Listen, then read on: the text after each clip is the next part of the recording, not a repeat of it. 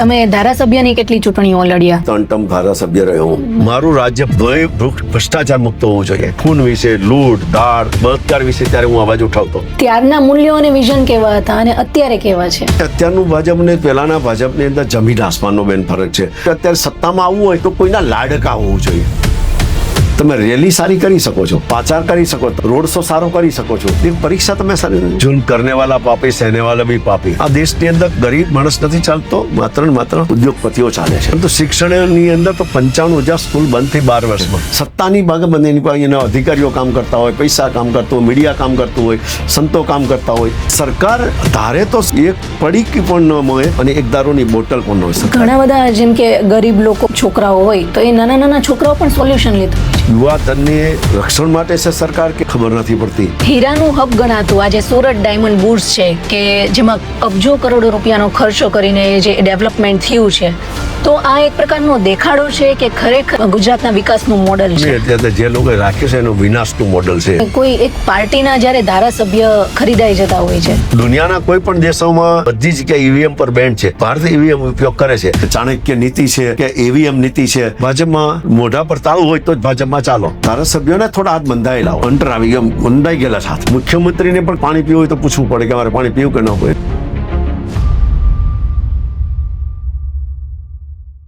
Hello everyone, welcome to Rashmita Savaliya podcast. આજે આપણી સાથે એક એવી વ્યક્તિ છે કે જેમણે સુરતને ગામડાથી મેટ્રો સિટી સુધી જોયેલું છે અને સુરતના એક એવા દિગ્ગજ નેતા કે જેમને સુરતના રાજકારણની નસે નસથી વાકેફ છે.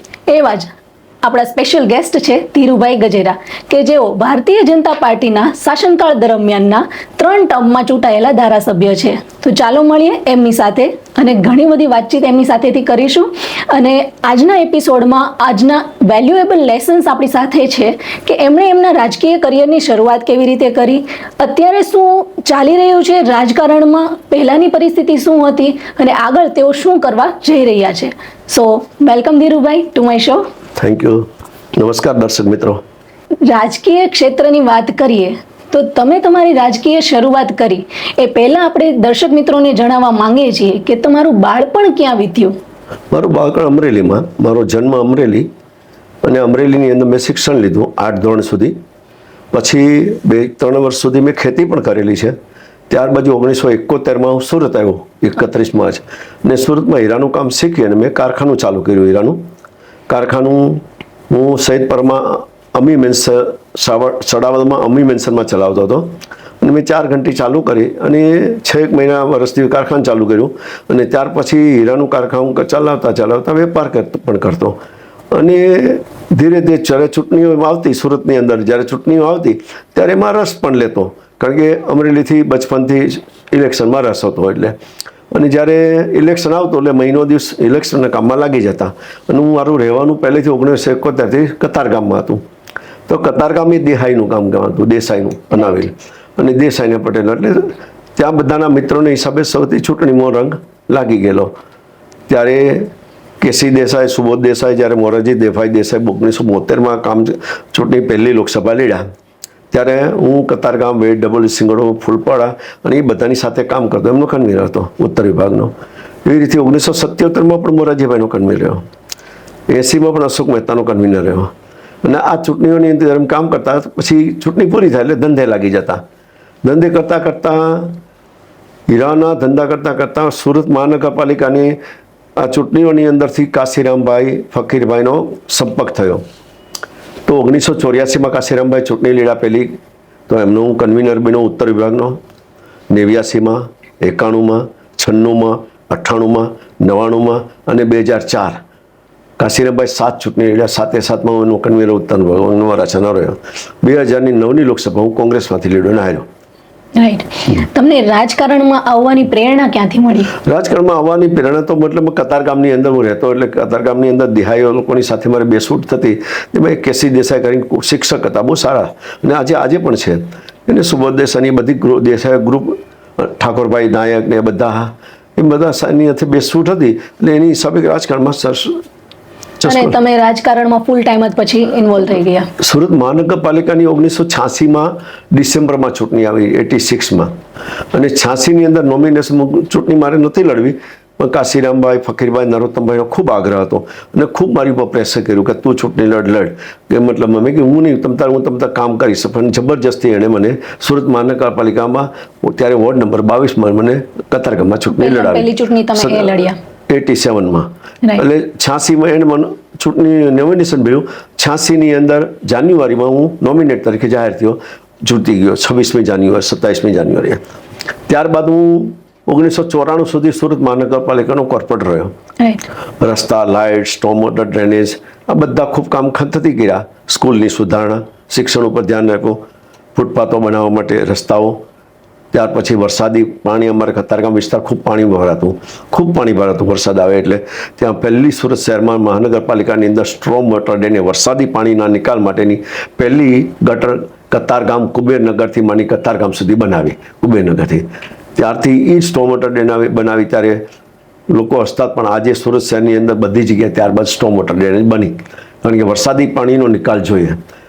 સ્કૂલની સુધારણાઓ કરવા માટે ગાર્ડનો, રસ્તાઓ, લાઇટ, પાણી, ડ્રેનેજ. રાતના હું મારા વિસ્તારની અંદર મોટરસાઇકલ લઈને નીકળતો.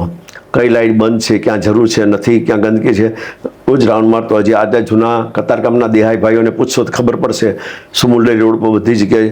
પણ અત્યારના યુવાનોને ન ખબર, કારણ કે 87 ને અત્યારે આજે 50-40 વર્ષ કરતાં વધારે વર્ષ જતો 45. એટલે અત્યારના પણ એને વૃદ્ધ માણસ કે હું કાયમી કોન્ટેક્ટ મારા વિસ્તારની અંદર ફરતો. લાઇટ, પાણી, સ્ટોમ વોટર ડ્રેનેજ, ક્યાંય મતલબમાં મચ્છર જંતુના બધાનું ધ્યાન રાખીને સુરત મહાનગરપાલિકામાં કામ કર્યું. એવામાં એક સૌથી વધારે સુરત શહેરની અંદર એક કુદરતી આપત્તિ આવી 1994માં. ઓકે. પ્લેગ આવ્યો.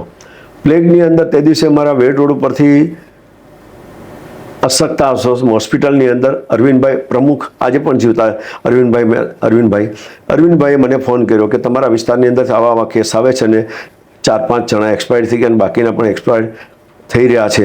એટલે 10 જણાનો આંકડો હતો. હું તરત અશક્તા હોસ્પિટલ પહોંચ્યો. લગભગ બપોર સુધીની અંદર 15 થી 17 માણસો એક્સપાયર્ડ થઈ ગયા. બાકીના કેસમાં ત્યારે એક હરીશ કંથારિયા કરીને પણ હતો.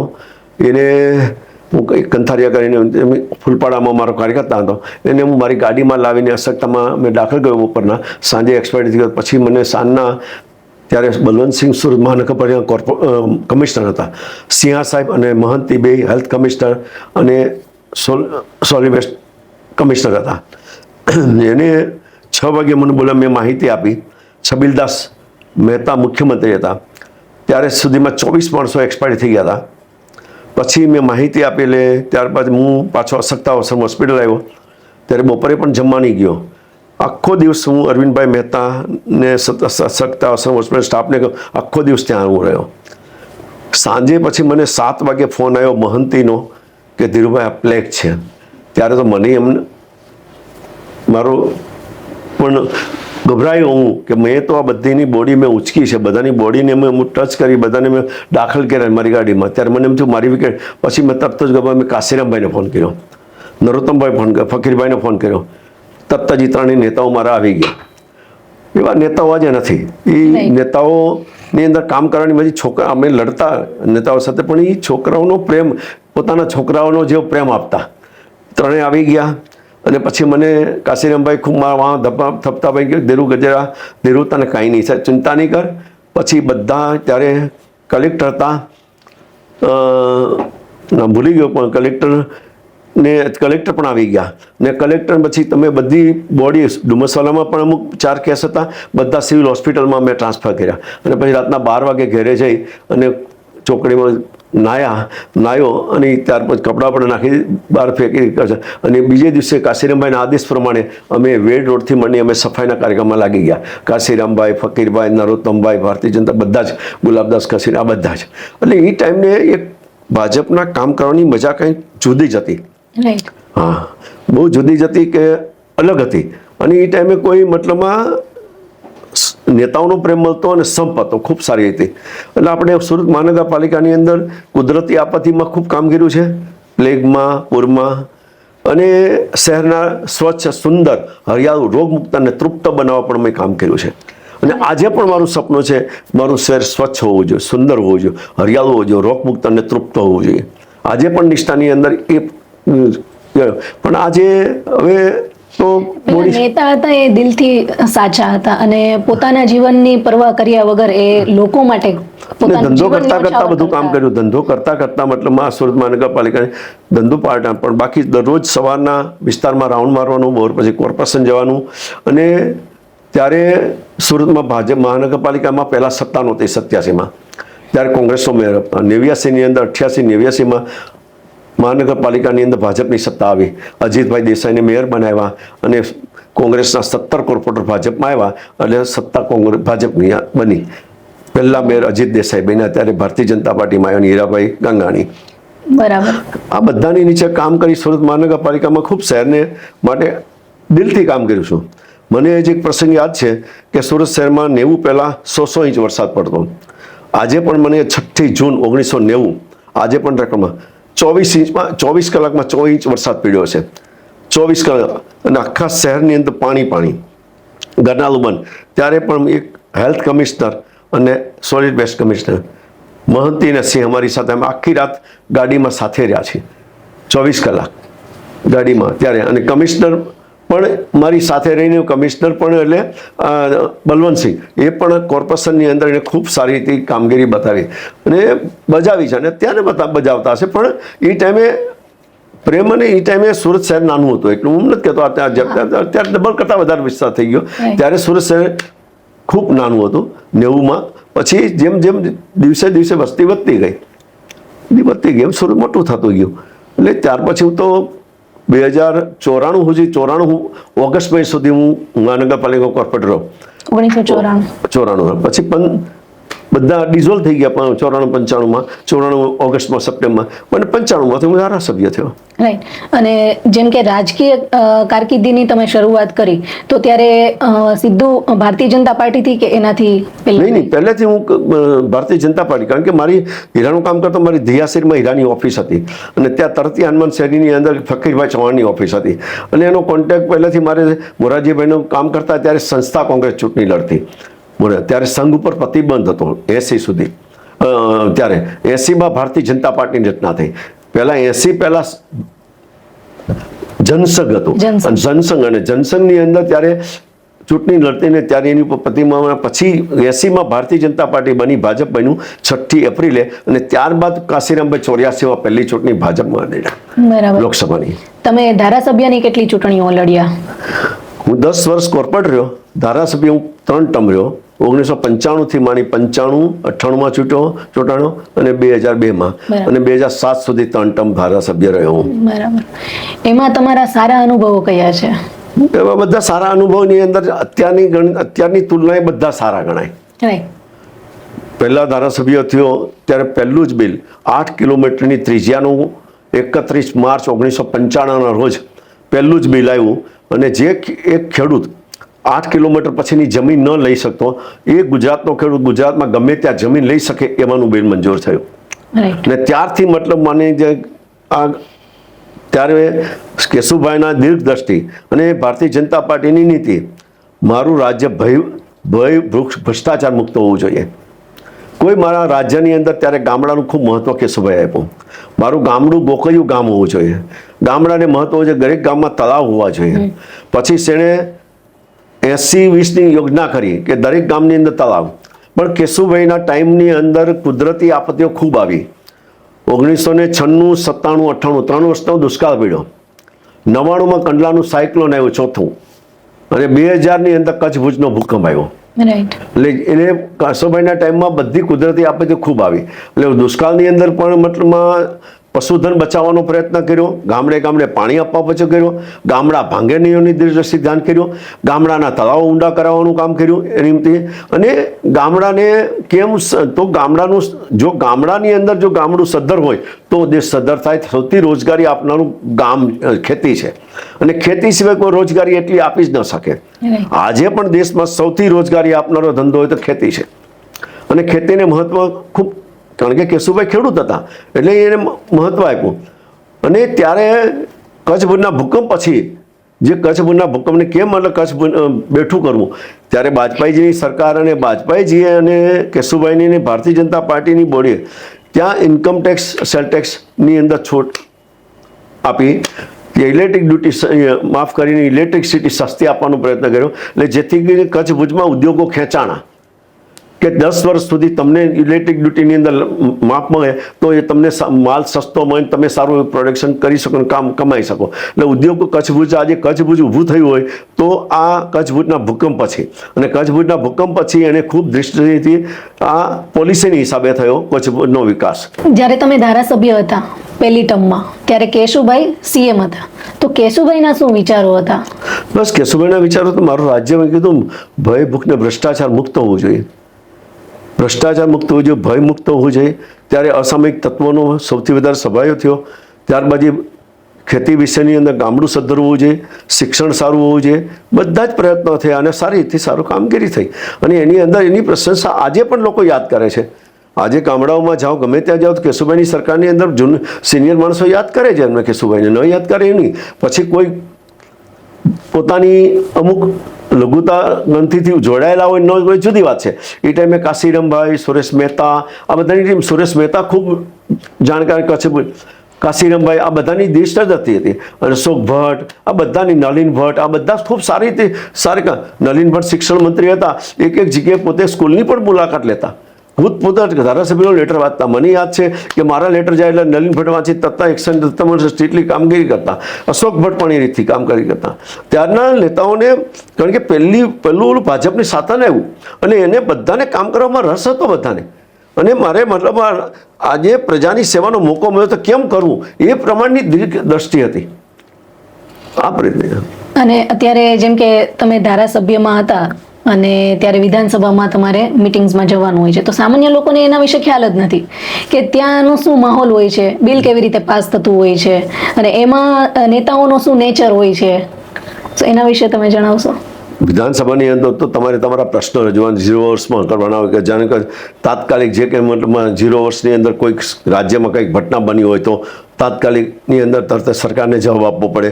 વિપક્ષ મૂકતા હોય પ્રશ્ન, વિપક્ષ મતલબ ત્યાર પછી બજેટની અંદર જોગવાઈ થતી હોય, અને બધા શિક્ષણથી માંડી દરેકની માંગણીઓ ત્યાં ચર્ચામાં આવતી હોય છે, અને એને રાજ્યને કયા દિશામાં લઈ જવો એનો પ્રયત્ન હોય છે.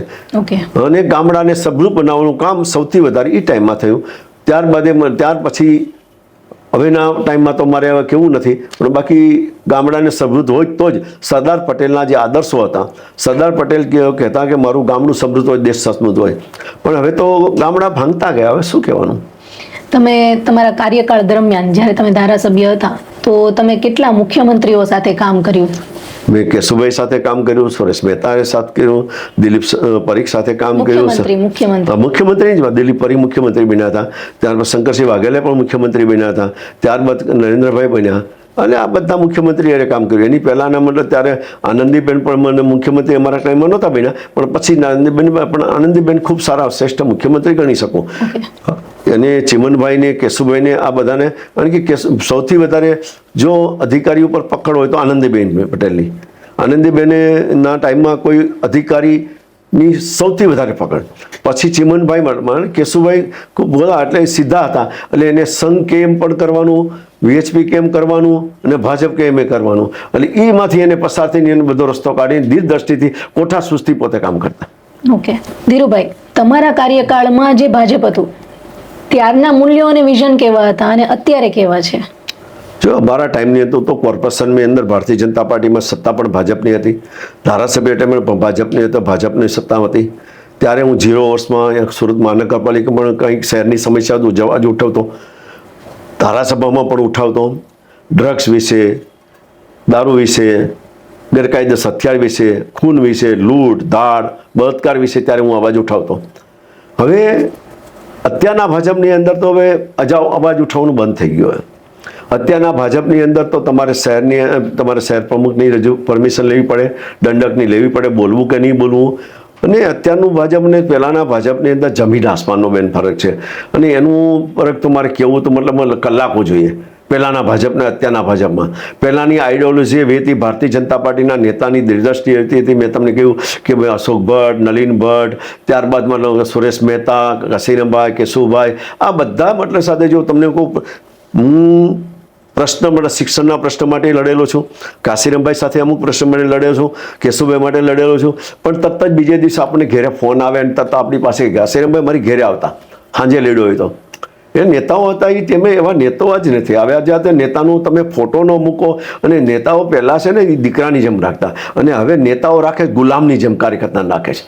અત્યારે તે ભારતીય જનતા પાર્ટી હોય ગમે એ ગુલામની જેમ રાખે છે કે એ માત્ર ને માત્ર મને રોજ મારે મળવો જોઈએ તો જ. અને અત્યારે કોઈને તમારી જે અત્યારે ભાજપનો કાર્યકર્તા ખૂબ મહેનત કરે નિષ્ઠાથી પણ એને ટિકિટ નથી મળતી.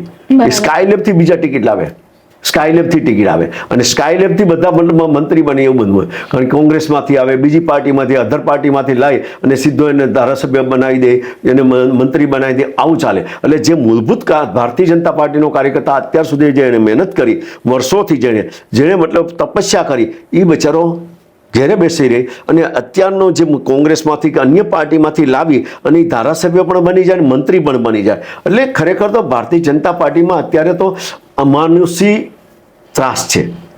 પણ છતાં અવાજ નથી ઉઠાવી શકતો. ભાજપનો કાર્યકર્તા અવાજ નથી ઉઠાવી શકતો કે તમે બીજી પાર્ટીમાંથી કેમ લાવીને તમે મેયર બનાવો છો, બીજી પાર્ટીમાં લાવીને કેમ મંત્રી બનાવો, બીજી પાર્ટીમાંથી લાવીને તમે કેમ ચેરમેન બનાવો છો અને તમે આટલા બધા લાવીને તો અમારું શું, એવો અવાજ નથી ઉઠાવી શકતો. દબાયેલો કાર્યકર્તા થઈ ગયો. સત્તાનો પાવર છે કે પૈસાનો પાવર?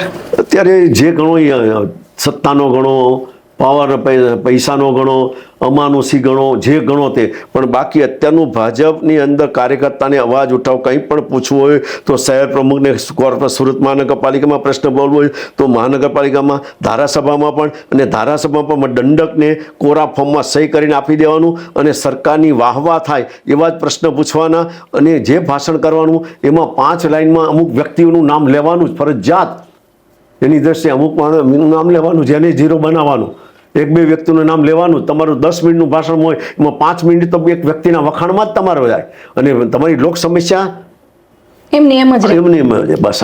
એટલે પહેલાંનું ભાજપના હાથમાં એ ચર્ચા કરવા બહુ લાંબો વિષય છે અને બહુ લાંબી ચર્ચા માગી લે, બહુ લાંબી ચર્ચા તમે જોતા હશો. બોલો. અત્યારે જે એજ્યુકેટેડ નથી, ફોર એક્ઝામ્પલ કે સીએમના જે બિહારના હેલ્થ મિનિસ્ટર છે તો જે નીતિશ કુમાર છે એમના છોકરાને નિશાંત કુમારને હેલ્થ મિનિસ્ટર બનાવી દેવામાં આવી. હવે કરોડો રૂપિયાનો ખર્ચો કરીને કોઈ વ્યક્તિ ડોક્ટર બને છે તો એ હેલ્થ મિનિસ્ટર નથી ઇન્ડિયામાં. એ આપણે ગુજરાતનો દાખલો લ્યો નહીં. અહીંયા જ અત્યારે મતલબ ડેપ્યુટી સીએમ છે, ગૃહમંત્રી છે, મારું નામ નથી દેવું, એ ભારતીય જનતા પાર્ટી પેદા કરવામાં એનું યોગદાન કયું? કોઈ ઉદ્યોગપતિના આધારે એ આજે ડેપ્યુટી સીએમ છે અને ગૃહમંત્રી છે, એનું ભારતીય જનતા પાર્ટી. અને જે નીતિન પટેલ છે ભારતીય જનતા પાર્ટીનું યોગદાન છે, નીતિન પટેલ ગોડાઉનમાં છે. ઓકે, એવા મારી એક દાખલા નથી દેવા, કેટલાય એવા ભારતીય જનતા પાર્ટીની અંદર કાર્યકર્તા છે, નીતિન પટેલ જેવી હાલત છે, બેઠા છે ઘેરે. એનો રાજ્યને એના વહીવટનો લાભ નથી મળતો, સૂઝબૂઝનો લાભ નથી મળતો, એની દ્રષ્ટિનો લાભ નથી મળતો. માત્ર ને માત્ર ચાપલુસી અને કોઈ ઉદ્યોગપતિના કહેવાથી અને કોઈના મતલબ કોઈના લાડકા હોવાને કારણે અત્યારે સત્તામાં હોય છે. અત્યારે જે કંઈ અત્યારે સત્તામાં આવવું હોય તો કોઈના લાડકા હોવું જોઈએ, કોઈ તમારો ગોડફાધર હોવો જોઈએ, કોઈ ઉદ્યોગપતિ મોટો હોવો જોઈએ, તમારે ઉદ્યોગપતિ મોટો કે જે આખા ઇન્ડિયા લેવલ વિશ્વ લેવલ પર ઉદ્યોગપતિ એવાના લાડકા હોય તો તમે બની શકો. અને તમારે બિહારની વાત જાઓ એટલે બિહાર કરતાં બધી જગ્યાએ બદતર આ જ હાલત છે. બિહાર હોય કે ગુજરાત હોય કે રાજસ્થાન કે મહારાષ્ટ્ર, બધી જગ્યાએ આ હાલત છે. એક વસ્તુથી મને વધારે સરપ્રાઈઝ થાય છે કે કરોડો રૂપિયાના કૌભાંડો કરેલા હોય છે અને એને થોડા સમય પછી સીએમ બની જાય. એ તો બરોબર છે, એમાં એનું તો વોશિંગ મશીન છે ત્યાં આવી તો એ બધો પ્રશ્ન કહેવાનો મારે અર્થ નથી. તમે બધું પેપરમાં આવે પેપરમાં મહારાષ્ટ્રની અંદર જુઓ, મહારાષ્ટ્રમાં જુઓ, ત્યાર પછી આસામમાં જુઓ, બંગાળમાં જુઓ, આ ત્યાંનો રોજ પેપરમાં આવે જ છે. એટલે તમને ઓટોમેટિક તમને જોવા મળે. પ્રજા દર્શકો જાણતા જ હશે કે ત્યાં આસામમાં કોને મુખ્યમંત્રી બનાવ્યો, એના ઉપર કેટલો ભ્રષ્ટાચારનું ભારતીય જનતા, બંગાળમાં, મહારાષ્ટ્રમાં શું શું થયું બધું જ તમે જાણો છો. ખરીદ વેચાણ સંઘ ચાલે છે અને મારે એમાં કહેવાનો અર્થ નથી. પણ ભારતીય જનતા પાર્ટીનું મૂલ્ય એ હતું કે જનતા પાર્ટી અમે ખાતા પણ નથી, ખાવા દેતા પણ નથી. એ વાત ખોટી છે. હવે તો પ્રાઇવેટ લિમિટેડ કંપની થઈ ગઈ છે ભારતીય જનતા પાર્ટી. તો ઓરિજિનલ તો એની આઈડિયોલોજી એક પહેલાના વિચારો ને અત્યારના વિચારો એક વિચાર સેટ નો થાય. પહેલાના 50 વિચાર લો ને અત્યારના વિચાર એક વિચાર સેટ નો થાય. એટલે એ બધેનો અર્થ જ નથી બેન કહેવાનું. અને કહેવા જઈશ તો બહુ મતલબ વિસ્ફોટ થઈ જાય આમાં. હું કે બધું જાણું છું, બહુ મોટો વિસ્ફોટ થાય. સમજી ગયા? અત્યારે ડેવલપમેન્ટની વાત કરીએ આપણે તો સરકારી સ્કૂલો છેલ્લા 10 વર્ષમાં ઘણી બધી બંધ થઈ છે, બરાબર, અને ઘણી બધી સ્કૂલો એવી પણ ડેવલપ થઈ છે સરકારી સ્કૂલો કે જેમાં રોબોટિક ટેકનોલોજી છે, લેબોરેટરીઝની સુવિધાઓ છે. તો આ બધા વચ્ચે તમને દેશનું ભવિષ્ય શું લાગે છે? દેશનું ભવિષ્ય અત્યારે તો તમને કહું, મતલબ લોકો જે કહે તે દેશનું ભવિષ્ય અત્યારે બધી સમસ્યાથી આ દેશમાં કેમ કે દેશના વિકાસનો પાયો તો શિક્ષણ છે. શિક્ષણ છે. શિક્ષણ વગર દેશનો પાયો શિક્ષણ સ્થાયી નહીં, કોઈ પણ જ્ઞાતિનો કે કોઈ પણ રાષ્ટ્રનો. કારણ કે શિક્ષણ હોય મજબૂત હોય તો શિક્ષણમાં સારો વહીવટ આપી શકો, સારું ત્યાર પછી સારા સંશોધન આપી શકો એમાંથી, અને શિક્ષણમાંથી જ સારી રાજનીતિ થાય. પરંતુ શિક્ષણની અંદર તો 95,000 સ્કૂલ બંધ થઈ 12 વર્ષમાં. એટલે ગરીબ માણસો આજે ભણી શકતા નથી અને ભણાવવા નથી સરકારને. આ નીતિ છે. આટલા પેપર લીકથી પરીક્ષા તમે સારી ન કરી શકો, તમે રેલી સારી કરી શકો છો, પાચાર કરી શકો, તમે મતલબમાં રોડ શો સારો કરી શકો છો, તમે સન્માન સારું કરો, પરીક્ષા તમે સારી નથી. અને બધા કેટલા વર્ષોમાં કરોડો વિદ્યાર્થીઓનું ભવિષ્ય બગડ્યું છે. ભાઈ તો કરોડો વિદ્યાર્થીઓને મતલબમાં બધાને વિચારવાની જરૂર છે બહેનમાં, એકને નહીં. જુલ્મ કરને વાલા પાપી, સહેને વાલા બી પાપી. તમે માત્ર ને માત્ર કોઈ પણ વ્યક્તિની વાહવા કરો તેની પાછળ તમારે જોવું જોઈએ. તમે કોઈ પણ શાસ્ત્રની મિત્રતા કરો, કંઈ પણ આપલે કરો, તમે 10 વખત વિચાર કરો કે આ માણસ પાત્ર છે કે નથી, આ ખાનદાન છે કે નથી. પછી તમે માત્ર ને માત્ર કોઈની મતલબ કોઈના કહેવાથી, કોઈના દબાણથી, કોઈ જ્ઞાતિના જોર કે બીજા જોરથી તમે કોઈની વાહવા કરો અને ખોટા વખાણ કરો, એ પણ એક હકીકતમાં દેશને માટે અપરાધ છે. કોઈના ખોટા વખાણ કરો એ પણ એક અપરાધ છે. અને શાસ્ત્રોમાં પણ લખ્યું. અને તમને કોઈનો ડર ન હોય, ભગવાનને જો તમે માનતા હોય, હું તો કોઈ હિન્દુ ધર્મની અંદર લોકો કહે કે બહુ અમે હિન્દુવાદી. હિન્દુ ધર્મની અંદર તમને હનુમાન ઉપર કે રામ ઉપર કે આની પર વિશ્વાસ હોય તો તમારે બીજા કોઈથી ડરવાની શું જરૂર? કોઈના ડરની અંદર દબાવવાની જરૂર શું? જો કુદરતની અંદર કુદરતનો તમે માનતા હોય તો કુદરત સિવાય તમારે કોઈથી દબાવવું ન જોઈએ. પરંતુ અત્યારે લોકો દબાઈને કામ કરે છે, કોઈના કહેવાથી કામ કરે છે, કોઈના મતલબમાં સ્વાર્થથી કામ કરે છે. આ બધું એક ખરેખર બધું જ કે ચાલે, પણ કરવાનું શું? અને અત્યારે લોકો ખૂન પસીનો કહે ને કે એક કરીને શિક્ષણ, અત્યારે મોંઘવારી અને મુદ્દાઓને પ્રશ્નો બેન વણઝાર છે. એનું લિસ્ટ બનાવવા જાય કદાચ મતલબ સવારથી માંડી સાંજ સુધી પ્રશ્નો, એટલા પ્રશ્નો છે. અને એટલા પ્રશ્નો મતલબ આવે છે સોશિયલ મીડિયામાં આવે છે, પણ એનું મતલબ રિઝલ્ટ શું? પોલીસની દાદાગીરી હોય, ભ્રષ્ટાચાર હોય, તમને કહું આજે ટ્રાન્સપોર્ટિંગની પરિસ્થિતિ, બધું જ મતલબ ખેતીની પરિસ્થિતિ, ખેડૂતની પરિસ્થિતિ, વિદ્યાની પરિસ્થિતિ, શ્રમજીવીની પરિસ્થિતિ, આ બધા પ્રશ્નો લઈને ચાલનાર કોણ હવે? અત્યારે તો બસ આખા દેશની અંદર આખો ભાજપનો માહોલ થઈ ગયો છે. વાહ કરો ને બસ જલસા કરો, બધું સારું જ છે, સારું જ છે. ભલે ઘરમાં ચૂલો થાય કે ન થાય, ગરીબ માણસનું કોઈને જોવું જ નથી.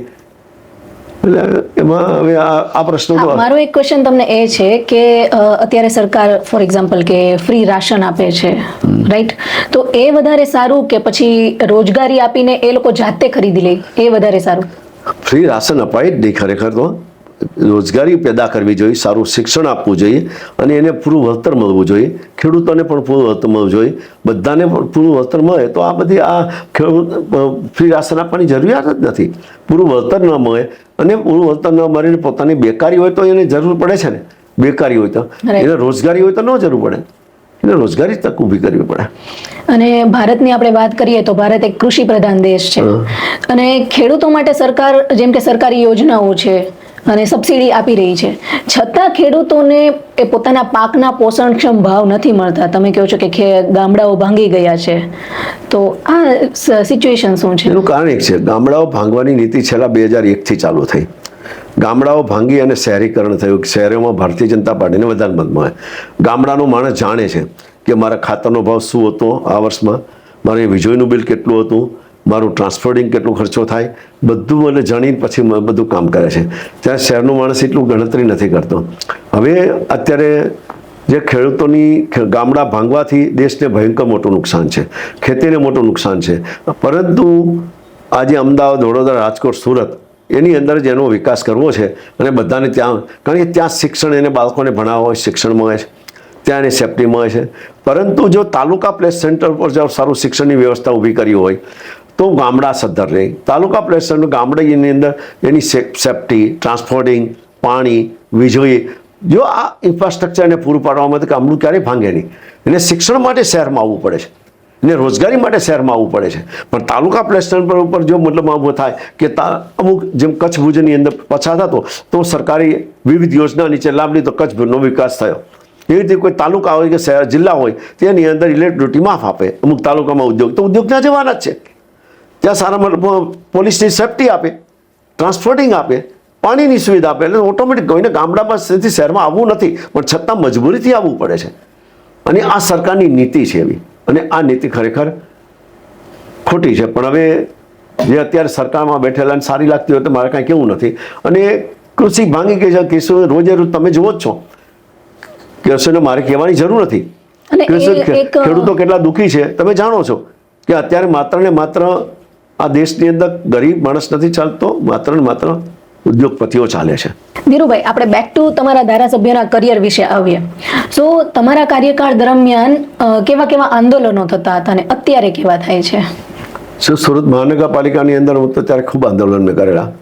88 ની 89 અમે 350 દિવસ ટોપિક શેના રિલેટેડ ટોપિક? બધા સુરતમાં સ્વચ્છતા માટે, ત્યાર પછી મતલબ ડ્રેનેજ માટે, કેરોસીન માટે, વીજળી માટે, આ બધા ટેલિફોન માટે, બધા ખૂબ ને કંઈક ને કંઈક આંદોલનો મેં બંધ કર્યું. ભાજપમાં શોધી કાઢતા અને કાશીરામભાઈ અને અમને માર્ગદર્શન આપ્યા, ફકીરભાઈ અમને આંદોલન ખૂબ કર્યા અમે ત્યારે 88, 89, 90 સુધી. ત્યારે અમારી 89માં લોકસભાની ચૂંટણી જીત્યા.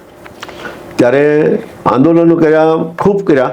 અને એનું રિઝલ્ટ શું મળ્યું? એનું રિઝલ્ટ મળ્યું. 89માં લોકસભામાં જીત્યા.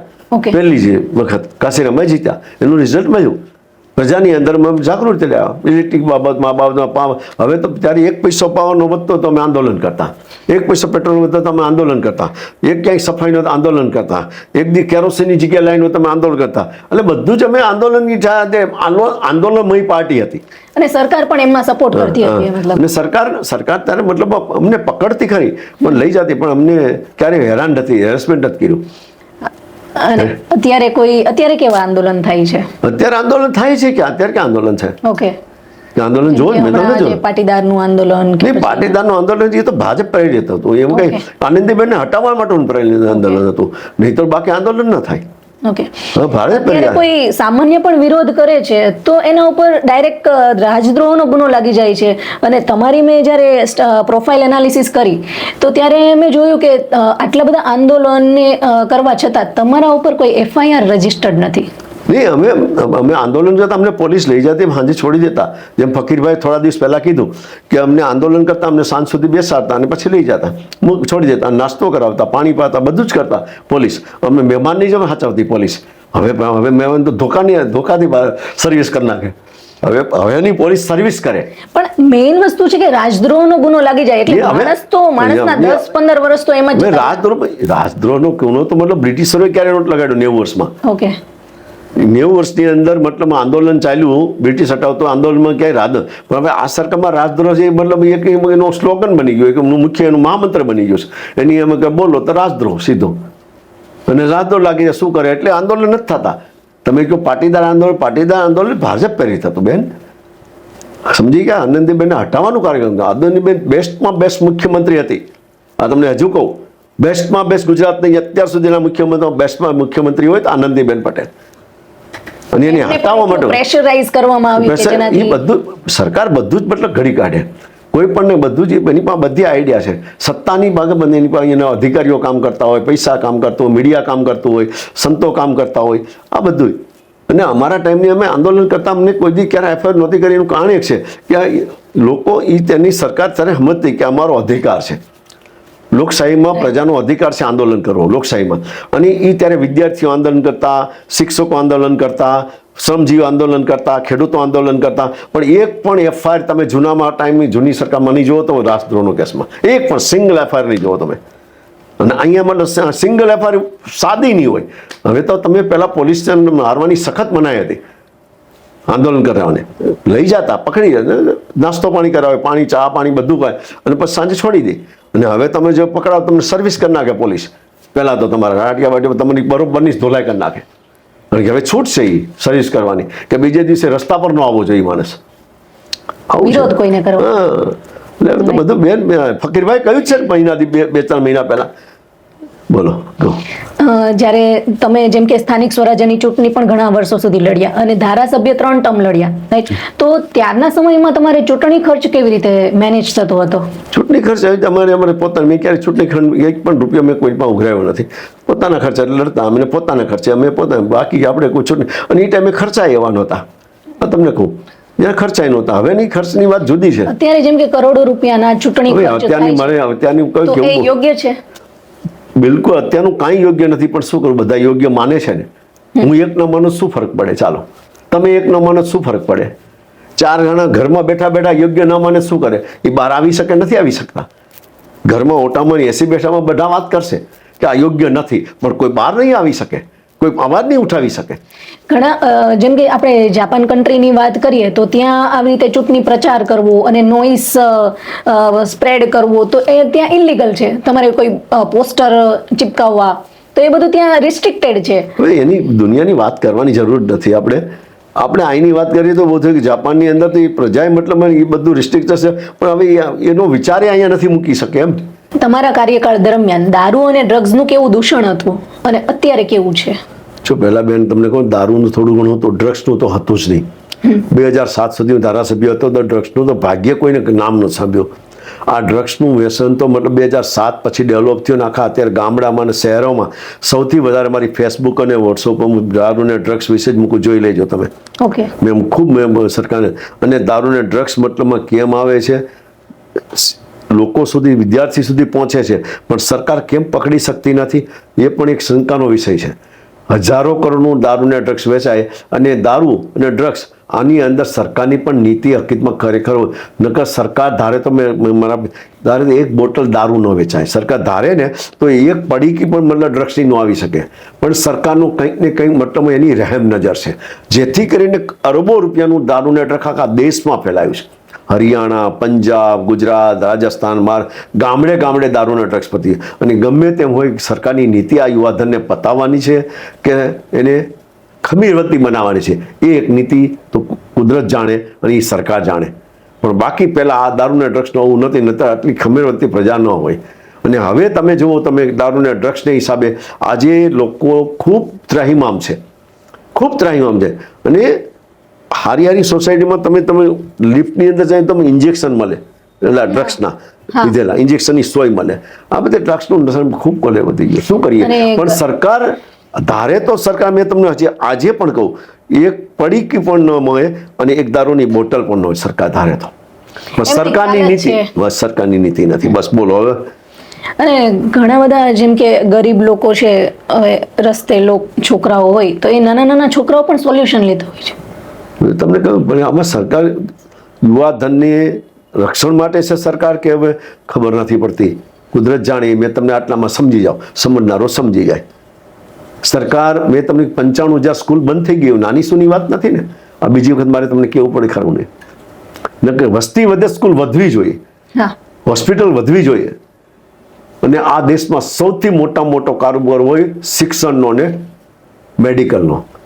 મેડિકલની અંદર તમારું ઘરનું બજેટ તમારું જેટલું હોય, એમાં મેડિકલ ને શિક્ષણમાં 70% બજેટ તમારું વપરાઈ જાય. 30%ની અંદર તમારું બાકીનું ચાલે, અને 70% તમારું મેડિકલ ને ડ્રગ્સ શિક્ષણમાં વપરાય. તો શિક્ષણ મોંઘું થયું, તેમાં પણ સરકારની નીતિ. અને ડ્રગ્સ વેચાય છે, આ બધું શિક્ષણ. અને પ્રાઇવેટ સ્કૂલ્સ કરતા જે ગવર્મેન્ટ ટીચર્સ છે, હાઈ ફી પણ ચાર્જ કરતા. પણ મેં તમને કહ્યું, બંને સૌથી વધારે દેશમાં મોટું તમારું બજેટ એટલું જ મેં તમે કહી દીધું ને, 70% પર તમારું મતલબ મેડિકલ અને શિક્ષણમાં વપરાઈ જાય છે. મેં તમે ગરીબ માણસ, છોકરો ભણી શકતો નથી, ગરીબ માણસ ક્યાં ભણવું છે, ક્યાં ભણાવવું? અને આટલા પેપર લીક થાય, કરોડો રૂપિયા ખર્ચી અને વિદ્યાર્થીઓ મહેનત કરે, લાખો રૂપિયા, અને પોતે પેટા બાંધા, કોઈ શોખ ન કરે, એના મા બાપની જમીનો ગરવે મુકાય, ઘર ગીરે મુકાઈ જાય, સોના ચાંદીના દાગીના ગીરવે મુકાઈ જાય, વેચાઈ જાય, અને પરીક્ષા લીક થઈ જાય, પેપર પછી સુસાઇડ કરે. સુસાઇડ થાય એના કારણો જ આ. પણ સરકારને જે કરવાવાળા છે એ કોઈ સસ્પેન્ડ એવું કંઈ થતું નથી. એ તો એ સરકારની સસ્પેન્ડ એને કરે. હવે સરકારની નીતિ કઈ રીતની છે મને ખબર નથી ને. તમારે મને એનું પેપરમાં એની નીતિ, એની માટે કોઈ ટેસ્ટ, બ્લડ ટેસ્ટ થઈ શકે લેબોરેટરીમાં, પણ સરકારની નીતિનો ટેસ્ટ કરવો મુશ્કેલ છે. સમજી ગયા? રાઈટ. એક કિસ્સો મને યાદ આવે છે કે અમારા એરિયાના કોર્પોરેટર છે ને એ એક સમયે એવું એમણે ઇન્ટરવ્યુમાં કીધું કે અમારા એરિયામાં જે અમને ગ્રાન્ટ મળે છે કોર્પોરેશનની તો એ એટલી બચી જાય છે કે અમારે બીજા વોર્ડમાં શિફ્ટ કરવી પડે છે. તો સુરતનું સિંગાપુર જેટલું ડેવલપમેન્ટ છે. એવું હું તમને નહીં તો એની કોર્પોરેટરને પૂછો એમને એ બીજે કેમ કાર્ય એને પૂછો, મારે કોઈને એનો જવાબ આપવો નથી. હું તમને આ બાકીના જવાબ આપું તો આનો જવાબ મારે આપવો નથી. ધીરુભાઈ, હીરાનું હબ ગણાતું આજે સુરત ડાયમંડ બુર્સ છે કે જેમાં અબજો કરોડો રૂપિયાનો ખર્ચો કરીને જે ડેવલપમેન્ટ થયું છે, તો આ એક પ્રકારનો દેખાડો છે કે ખરેખર ગુજરાતના વિકાસનું મોડલ છે? વિકાસનું નહીં, અત્યારે જે લોકોએ રાખ્યું છે એનું વિનાશનું મોડલ છે. જે લોકોએ 20-20 હજારના ભાવથી પૈસા, જે 50% સુપર બિલ્ટના પૈસા લીધા, 13 હજારના ભાવથી બુકિંગ થયું છે, એટલે 20-22 હજારના ભાવની અત્યારે મતલબમાં 10 હજારની અંદર ને 8 હજારની અંદર અહીંયા ઓફિસ મળે માઇનસ. અને અત્યારે કરોડો અરબો રૂપિયા મતલબમાં બ્લોક થઈ ગયા. હવે હીરાના વેપારીને ધંધો ભાંગી પડ્યો. અને ખરેખર આ એક અમુક વ્યક્તિને બહુ કંઈ વાહવા કરવા માટે દેખાડવાનું અભરકો જાગ્યો હતો એટલે આ બન્યું છે. અને એની અંદર સરકારનો પણ ખૂબ રોલ, અને સરકારને પણ આમાં ખૂબ ફાયદો થયો હશે. ને જે લોકો અત્યારે આ બુર્સની અંદર ચલાવે એને જેણે ઓફિસો રાખી છે એને ખબર પડે. આ બધા 5-10 વ્યક્તિ મોટું થવા માટેનો આ એક દેખાડો હતો. 5-10 વ્યક્તિને કોઈ મોટું થવા માટે આ બધું હીરા બુર્સનું મોટું દેખાડો હતો. બાકી હીરા બુર્સની અંદર શું છે એની માટે હું અગાઉ કહી ગયો છું, એટલે મારે કંઈ કહેવાની જરૂર નથી એમાં. ઓકે, અત્યારે જેમ કે મેં કહી દીધું છે બધું, અગાઉમાં મેં લખી દીધું છે, મેં કહી દીધું છે મેં હીરા બુર્સ વિશે. અને રિસેન્ટલી અત્યારની વાત કરીએ તો નરેન્દ્ર સાહેબ મોદીને સરદાર રત્ન એવોર્ડથી એનાયત કરવામાં આવ્યા. એ આપનારા એ જ છે લોકો. હવે આમાં તેની અંદર મત હવે સરદાર પટેલ એવોર્ડ આપનારાને કેટલું સરદાર પટેલના વિચારો સેટ થાય છે કે નહીં, હવે તો લોકોએ મતલબ જોવું જોઈએ. સરદાર પટેલના 1000 એ પણ મેં કહી દીધું છે. મારા હરિભાઈ દેસાઈ, મનર વસાણી અને હું સિદ્ધુ ને શર્ટમાં મેં કહેલું છે કે આ લોકોના 1000 વિચાર લઈ ગયો અને આ લોકોના 1000 એક વિચાર સેટ ન થાય. સરદાર પટેલ કેવી ખુમારી, આખી દુનિયા ધ્રુજે એનીથી. અને એ સરદાર પટેલે 563 રજવાડા એક કર્યા અને આખા અંખડ ભારત બતાવ્યું. અને એ સરદાર પટેલની વિભૂતિનો તમારે કેવો અધિકાર છે, તમે કેવું રાષ્ટ્ર માટે કામ કર્યું, તમારે એવો, તમે ઉદ્યોગપતિ છો અને તમે આ કઈ રીતે પૈસા કમાણે એ દુનિયા જાણે છે, ન જાણે. અને તમે શિક્ષણમાં મતલબ તમે શું કરો અને તમે સેવાના નામ પર શું કરો એ ખબર છે બધાને. અને તમે એ પર લેનારા એણે પણ રાષ્ટ્ર માટે શું કામ કર્યું એવું.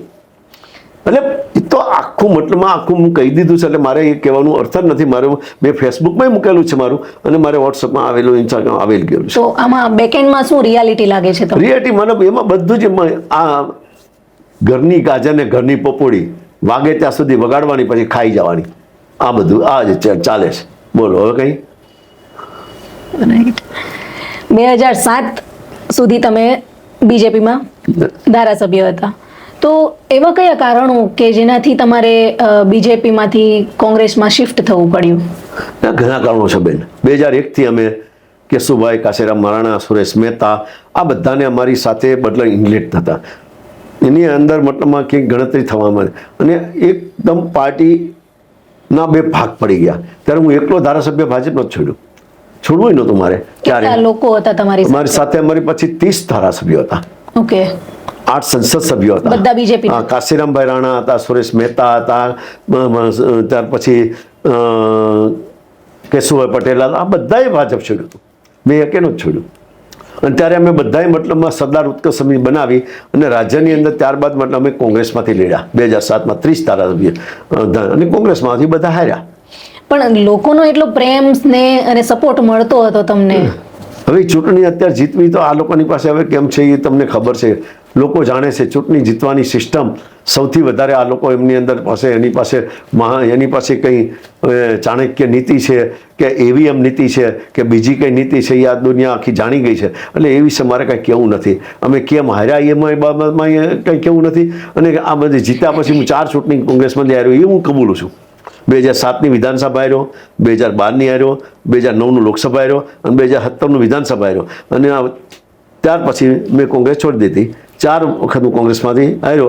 અને એ અત્યારે કોંગ્રેસની આ પરિસ્થિતિ થઈ, દેશની અંદર પરિસ્થિતિ થઈ, એ બધું જ લોકો અત્યારે સારી રીતે બધું જાણે છે, પરંતુ કોઈ બોલતા નથી. એટલે એની વિશે ઘણી લાંબી ચર્ચા હોય.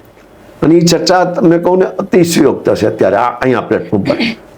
તો લોકો કોઈ પાર્ટીને મત આપે છે કે કોઈ પર્સનને? હવે કેને મત આપે છે ને ક્યાં જાય છે એ ખબર નથી બેન. આમાં હકીકતમાં એવું છે.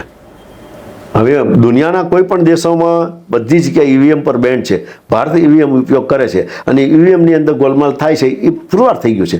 કોર્ટથી માંડીને બધી જગ્યાએ પુરવાર થઈ ગયું. એટલે એ બાબતમાં કંઈ કેવું નથી. આ સિસ્ટમમાં કેમ ચેન્જીસ નથી થતો? સિસ્ટમમાં જેની સરકાર જેની છે એની પાસે બધી એજન્સીઓ એની પાસે, સુપ્રીમે એની છે, બધું જ એનું છે. તમે ક્યાંય ન્યાય માગવા જાઓ તમને ક્યાં ન્યાય મળવાનું? તમને પોલીસમાં ન્યાય નથી મળવાનો, ચૂંટણી પંચમાં ન્યાય નથી મળવાનો, તમે કોર્ટમાં જાઓ કોર્ટમાં ન્યાય નથી મળવાનો. શું કરે? ચાલો, બધું જ એનું છે. હા, ઈડી, સીબીઆઈ બધું ઈડી, સીબીઆઈ બધું એનું જ છે. અત્યારે જેમ કે એજ્યુકેટેડ લોકો પોલિટિક્સમાં આગળ વધી રહ્યા છે. હમણાં તમે લેટેસ્ટ જોયું કોકરોચ જનતા પાર્ટી, રાઈટ? અને તમે સાઉથ સાઈડ જુઓ તો વિજય થલાપતિની પાર્ટી. તો ક્યાંક ને ક્યાંક લોકો પણ ગ્રો કરી રહ્યા છે. અને ક્યાંક ગ્રો નથી કરી રહ્યા, અમે એક સંઘ કરી રહ્યું છે. ઓકે. 2013ની અંદર મનમોહનસિંહની સરકારને અસ્થિર કરવા માટે કોણે આંદોલન કર્યું? બાબા રામદેવ, અન્ના હઝારે. કોણે કર્યું? અરવિંદ કેજરીવાલ, કિરણ બેદી, મનીષ સિસોદિયા, કુમાર વિશ્વાસ, આ બધાએ દિલ્હીમાં આંદોલન કર્યું લોકાયુક્ત નિમિત્તે. અને 2 નંબરનું માણું પાસે શું થયું ખરું? એક પણ. અન્ના હઝારે ખોવાઈ ગયા, બાબા રામદેવ ઉદ્યોગપતિ બની ગયો અને મુખ્યમંત્રી બની ગયો, નરેન્દ્રભાઈ મોદી વડાપ્રધાન બની ગયા. આ આંદોલન કોને ફર્યું? ત્યારબાદ મતલબમાં અરવિંદ કેજરીવાલને ત્યારે રાહુલ ગાંધીનો કોઈ વિકલ્પ નથી. રાહુલ ગાંધીની જે લોકપ્રિયતાનો ગ્રાફ વધે છે વિશ્વમાં અને દેશમાં, એની જોઈને અત્યારે કોંગ્રેસ પાર્ટી આ સંઘની પ્રેરિત છે, સંઘ પ્રેરિત છે. અને એ સંઘ પ્રેરિત સંઘની પાસે મોટું માસ અત્યારે એની પાસે જે ધારે તે સંઘ કરી શકે આ દેશમાં. અને આરએસએસ દ્વારા જ આ થઈ રહ્યું છે.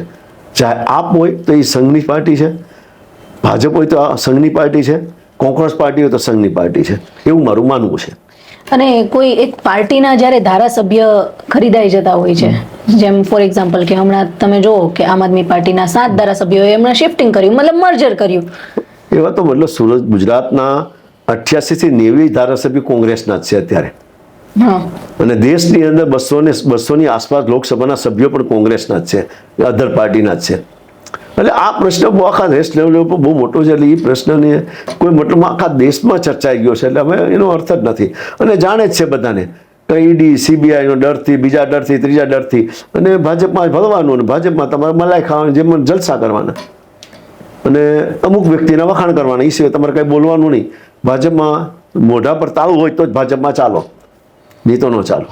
ઓકે. અને અમુક જગ્યાએ ન ચાલો. બાકી ધીરુભાઈ, તમે જ્યારે ધારાસભ્ય હતા તો તમારા કાર્યકાળ દરમિયાન તમે કયા એવા મહત્વના કામો કરેલા છે કે જેનાથી અત્યારે પણ લોકો તમને ખૂબ યાદ કરે છે? જો સૌથી વધારે મને ગ્રાન્ટ મળતી રસ્તા, લાઇટ, પાણી, ડ્રેનેજ. ઓછામાં ઓછી 1100 થી 1200 સોસાયટી મેં કામ કર્યું. સૌજી કોરડા બ્રિજથી Dharmishtha park, Patel park, Girnar society લઈને મહાવીરથી લઈને કોઝવે સુધીની સોસાયટીમાં, અંકુર, મહાદેવનગર બધી સોસાયટીમાં રસ્તા, લાઇટ, પાણી, ડ્રેન મેં મારી ગ્રાન્ટમાંથી, કાશીરામભાઈની ગ્રાન્ટમાંથી, અને ઘટતી ગ્રાન્ટ તો ભૂપેન્દ્રભાઈ સોલંકી MP હતા એની ગ્રાન્ટથી મને મેં કરાયું. પછી લોકોની સેફટી માટે, ક્યાંય લોકો હેરાન ન થાય એ માટે, ટ્રાફિક માટે. કંઈ પણ તે ગુનો થતો તરત રાતના મને ઊંઘ નહોતી. એ ટાઈમે લો એન્ડ ઓર્ડર સાચવવાની ખૂબ પ્રયત્ન કર્યો. લો એન્ડ ઓર્ડર સાચવ ખૂબ, પોલીસ અધિકારી ખૂબ સહકાર્ય પણ બધે થયો. અને મારા નેતાઓએ પણ મને, હું કાંઈ ધારાસભ્ય બન્યો, મને કાશીરામભાઈ, કેશુભાઈ, સુરેશ મહેતા બધાનો ખૂબ આશીર્વાદ હતો. ત્યારે હું સફળ થયો છું. એકને બધાનો, નલિન ભટ્ટ, અશોક ભટ્ટ, આ બધાએ કામ સહકાર આપ્યો છે. અને ત્યારે અને રાજ્યને માટે મેં દરેક ઉદ્યોગોની અંદર મુલાકાત લીધી કે સૌથી વધારે જે ગુજરાતના મલ્ટીનેશનલ ઉદ્યોગો છે એની અંદર સૌથી વધારે ગુજરાતીઓને રોજગારી મળવી જોઈએ. આ માટે 185 ઉદ્યોગગૃહની ત્યારે મેં મુલાકાત લીધેલી. 185 ઉદ્યોગગૃહની, લાર્સન ટોગ્રો, એસઆર, ક્રિપ્કો, બધા કણો, અને બધી એની અમારી ધારાસભ્યની ટીમ હતી ત્યારે સારું અંદાજ સમિતિમાં. એનો રિપોર્ટ રજૂ કરેલો. ત્યારબાદ મેં જખો બંદરથી માની ઉમરગાંવ બંદર સુધીની અંદર જેટલી મતલબમાં બંદરો આવતા 40 વીઘા, એમાં કયા બંદરને મહત્વ આપવું એનો ફિઝિબિલિટી 96-97માં બનાવડાવ્યો. કયા બંદરની અંદર કેટલી ટાઈટ પોઝિશન આવે છે, કેટલી ભરતી આવે છે, કયા બંદરને વિકાસ કરવો, એમાં એક ફિઝિબિલિટી રિપોર્ટ તૈયાર કરીને આપ્યો. અને એ મધુસૂદન મિસ્ત્રી એટલે લોકસભાની અંદર પણ રજૂ કરતા, અને લોકસભાના આધારે એ 10 બંદરો વિકસાવવાનું કામ કર્યું હતું. ત્યારે સરકારે 95ની અંદર 95 થયા હતા, કસોભાઈના ટાઈમમાં નિર્ણય લેવાનો હતો.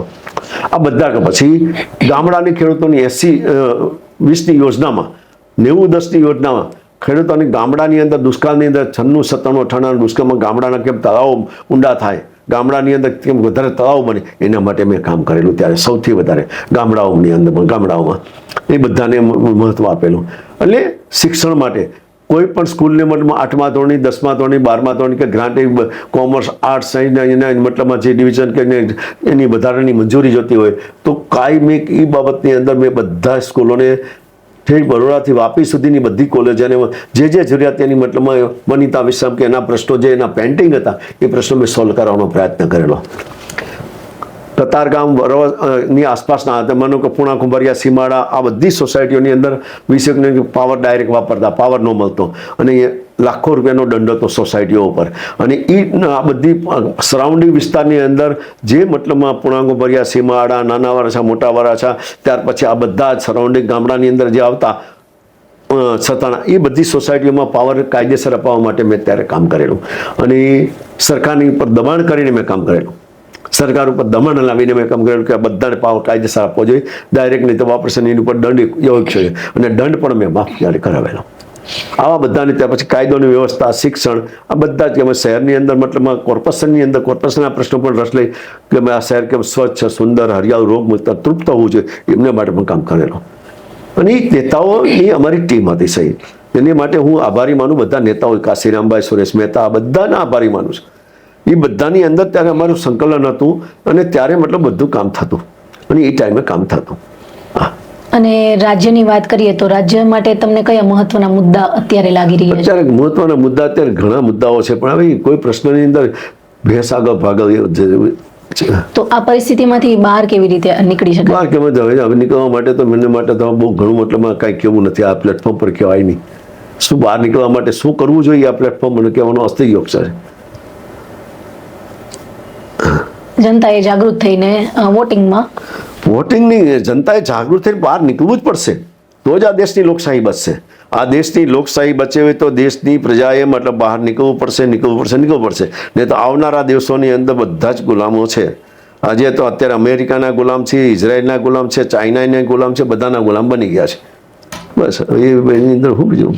અને અત્યારની વાત કરીએ તો તમે કઈ પાર્ટીમાં છો, કોંગ્રેસમાં કે ભાજપ? હું અત્યારે જો હું ભાજપની અંદર જોડાણો તો હું 1918માં મેં કોંગ્રેસમાંથી રાજીનામું, ભાજપની અંદર CR પાટીલના ને સારા સંબંધ છે મારે, આજે સારા સંબંધ CR પાટીલની કહેવાથી હું ભાજપમાં જોડાણો. અને ત્યારે મેં કહ્યું મને ટિકિટ 22માં આપો તો હું જોડાઉં. ભાજપમાં જોડાણો હતો ત્યારે મને જંબુસરની જવાબદારી આપી હતી, મેં સફળતાપૂર્વક નિભાવી હતી.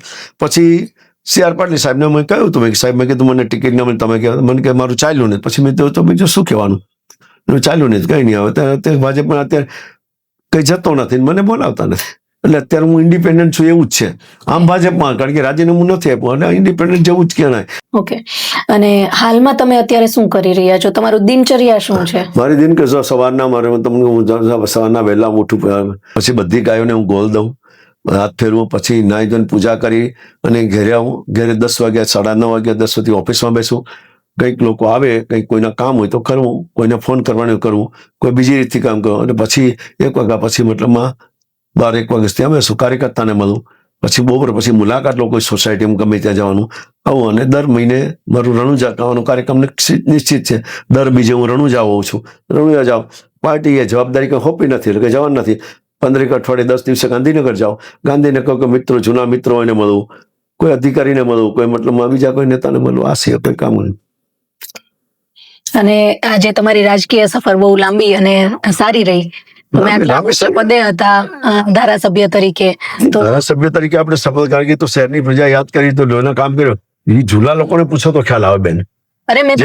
જૂના લોકોને જે પૂછો કે આજે 25-30 વર્ષ તમારી ઉંમરનાને નહીં ખ્યાલ હોય. દરેક સોસાયટીમાં હું મુલાકાત લેતો. દાખલા તરીકે અંકુર સોસાયટીમાં જઈને પૂછો કે મહાદેવ કોઈ હું ધારાસભ્ય હતો, દર અઠવાડિયે સોસાયટીની મુલાકાત લેતો. દરેક સોસાયટીમાં તારે કોર્પોરેટર હતો મેં તો ત્યારે હું હોન્ડા લઈને ગયા, હું જવા નીકળ્યો ત્યાં લાઇટોમાં. અને આજે તેથી અને એક પણ મતલબ કાયદાની વ્યવસ્થા બાબતમાં કોઈ પણ બાબતની ફરિયાદ હોય તો તરત મતલબ છે. અને અત્યારે તો ધારાસભ્યોને કામ કરવું હોય પણ ધારાસભ્યોને થોડા હાથ બંધાયેલા હોય, કારણ કે હવે મતલબ શું છે, હંટર આવી ગયા, બંધાઈ ગયેલા સાથ બધા ધારાસભ્યોના બધા નેતાઓના. હવે સેન્ટ્રલાઇઝ મતલબ ચાલે પાવર, એટલે સેન્ટ્રલાઇઝ પાવર એટલે તમને કહું ને, મુખ્યમંત્રીને પણ કાંઈ કામ કરવું હોય તો ઉપર ક્યાંક મને પાણી પીવું હોય તો પૂછવું પડે કે મારે પાણી પીવું કે ન પીવું, જેવું છે. તમને મતલબ દુઃખ એ વાતનું વધારે થાય છે કે મારા કાર્યકાળ દરમિયાન અને એ સમયના જે લોકો હતા એ એટલું પાવરફુલી અને લોકો માટે કામ કરતા હતા, અને અત્યારે જે પરિસ્થિતિ છે એ લોકો પ્રત્યે એટલી ઓછી છે. મતલબ મેં તમને મેં કહી એટલે દીધું, તમારી ભારતીય જનતા feelings, પાર્ટીની અંદર યોગદાન આપનારા માણસો નીતિન પટેલ જેવા ગોડાઉનમાં બેઠા છે, કેટલા અસંખ્ય નેતા. મેં એક દાખલો ખાલી એકનો આપ્યો, અને જે માણસે ભારતીય જનતા પાર્ટીમાં યોગદાન નથી આપ્યું એ ભારતીય જનતા પાર્ટીમાં સત્તા પર છે. મેં તમને કહ્યું ગૃહમંત્રી, નાયબ મુખ્યમંત્રી, ભારતીય જનતા પાર્ટી માટે કયું યોગદાન છે કોઈનું? જે આજે સત્તા પર છે, જે સત્તા પર છે એનું યોગદાન કયું ભાજપ પેદા કરવા માટે? બધા સ્કાયલેબથી જ નેતા બને છે અત્યારે, એટલે કઈ કેવું નથી એમાં. તમારો ઓવરઓલ એક્સપિરિયન્સ કેવો રહ્યો? બહુ એક્સપિરિયન્સ કામનો નથી હવે કોઈનો. સારા અધ્યાપકનો, સારા બુદ્ધિજીવીનો, સારા વહીવટીની અંદર સૂઝબૂછના, સારા પોલીસ અધિકારીઓનો, જેને રાષ્ટ્ર માટે કામ, કાયદો અને વ્યવસ્થા માટે કામ કરવું, એ બધાનું બિચારાનું કામ નથી આવતું, કારણ કે એ બધા ગોડાઉનમાં પડ્યા છે. સારા તરીકે પોલીસ ગોડાઉનમાં પડ્યા, સારા વહીવટી અધિકારી ગોડાઉનમાં પડ્યા, પણ હવે તો મતલબમાં આરતી ઉતારનારાનું ચાલવાનું છે, ચાપલુસી કરનાર. એટલે એમાં કઈ અર્થ જ નથી કહેવાનું. અત્યારે જે યંગસ્ટર્સ છે એ રાજકારણમાં આવવા માંગતા હોય તો તમે એમને શું ગાઈડ કરશો? યંગસ્ટરમાં હું કહું કે તમે નિડર થઈને બહાર આવો. ઓકે, નિડરતા જોઈ જ. મેં તમને કહ્યું ને કે તમને કુદરત ઉપર ભરોસો હોય તો તમારે કોઈથી ડરવાની જરૂર નથી, પણ એનો મતલબ એમ છે તમે ખાલી બંધી રહી જાઓ. તમે ડરતા છો કોઈની વ્યક્તિથી તો તમે નિડર નથી. બસ હું એટલું જાણું. હું કુદરતી મને જે થવું એ થાય, 5 છઠ થવાની જ નથી. નિડર થઈને તમે લાગો. પણ હવે શું કહું, યુવાનો બધા ભેગા થાય ને કામનું, અને એમાં હું જ ઘણા ફ્યુઝ ખેંચનારા હોય, ઘણું ફ્યુઝ નાખનારા હોય, આ બધું આવું ચાલે. Okay, thank you Dhirubhai Gajera. તમારો ખૂબ કિંમતી સમય તમે અમને ફાળવ્યો છે આ પોડકાસ્ટ માટે, અને તમને લોકો ઘણા આવકારે છે, અને તમે સમય આપીને અમારી સાથે આટલું ઊંડાણપૂર્વક ડિસ્કશન કર્યું, અને અમારા જે વ્યુઅર્સ છે એને ઘણી બધી આમાંથી ઇન્ફોર્મેશન, ઇનસાઇડ ઇન્ફોર્મેશન મળી હશે. અને આવો ને આવો તમારો સપોર્ટ પણ લોકોને મળતો રહે, જે રીતે તમે પહેલા કામ કરતા હતા અને અત્યારે પણ પ્રજાના પ્રશ્નો વિશે બેસીને એમની સાથે વાતચીત કરીને એમનું સોલ્યુશન લાવો છો, ને એમાં શું કહેવાય કે નિસ્વાર્થ ભાવે તમે લોકોની અત્યારે સેવા કરી રહ્યા છો. લોકોના જે કઈ પ્રશ્નો હોય છે એનું સમાધાન સચોટ રીતે આપી મારા રહ્યા છો. કુદરતી ઈષ્ટદેવને માનીને, ગણપતિ રામાપીને માનીને હું તો નિસ્વાર્થથી જ કામ કરું છું હજી, અને કરતો રહીશ જ્યાં સુધી જીવ છે ત્યાં સુધી. અને મેં મારો સ્વાર્થ ક્યારેય જોયો નથી. મેં કોઈ દિવસ હંમેશા સ્વાર્થી કામ કર્યું જ નથી. અને મને રસ છે મતલબ માત્ર લોકોનો બહુજન હિતાય બહુજન સુખાય, બહુજનના હિતમાં કામ કરું છું, અને લોકોના સુખે સુખી ને લોકોના દુઃખે દુઃખી. આ પ્રમાણમાં આજે પણ મારી નીતિ એ રહી છે, અને એ નીતિથી કામ કરું છું. અને મારી ફેસબુક ને વોટ્સઅપની અંદર તમે જોશો તો ખ્યાલ આવશે કે હું વર્ષોથી આ રીતે, અને અગાઉની અંદર પણ છતાંય મેં ઘણી એની કિંમત ચૂકવી છે. આ બાબતમાં સત્ય લખવામાં, સત્ય બોલવામાં કિંમત ઘણી ચૂકવી છે, અને ઘણી સમાજની અંદર પણ ચૂકવી, પાટીદાર સમાજની અંદર પણ હું ચૂકવી છે. ઘણા પાટીદારો મતલબ સરકારની ચાપલુસી કરનારા મને બોલાવતા નથી, પણ આજે પણ મને આમંત્રણ કઈ નહીં, પણ છતાં એની કિંમત ચૂકવી છે. અપમાનિત ખૂબ થયો છું, ખૂબ અને હદ અપમાનિત થયો છું, જે મારે આપણા પાટીદાર સમાજથી પણ અપમાનિત, અને સમાજ ઘણાથી અપમાનિત થયો, પણ છતાં અપમાન સહન કરીને પણ આજે પણ રામાપીર બાબાની દયાથી મારા દ્વારકાધીશની દયાથી જીવું છું, અને તંદુરસ્ત જીવું છું. તંદુરસ્ત જીવું છું, એટલે એમાં કોઈ સવાલ નથી. અને તમારી જેવા નીડર નેતા જે આજે તમે પોડકાસ્ટમાં વાત કરી, ખૂબ ખુલીને અને નીડરતાથી વાત કરી, એ લોકો વિચારીને વાત કરતા હોય છે, ત્યારે તમે નીડરતાથી વાત કરી, અને આવા નેતાઓ દેશને મળવા મુશ્કેલ છે આજની તારીખમાં. એમાં ઘણી કિંમત પણ ચૂકવવી પડે છે, અને કિંમત ચૂકવવાની તૈયારી હોય ત્યારે થઈ શકે છે. અને આવું છે. મેં તમને બધું જ કહી દીધું એની અંદર. તો હવે થેન્ક યુ દર્શક મિત્રો, આભાર. Vande Mataram. Thank you so much for coming here. Thank you for giving your valuable time. Thank you, Dhirubai.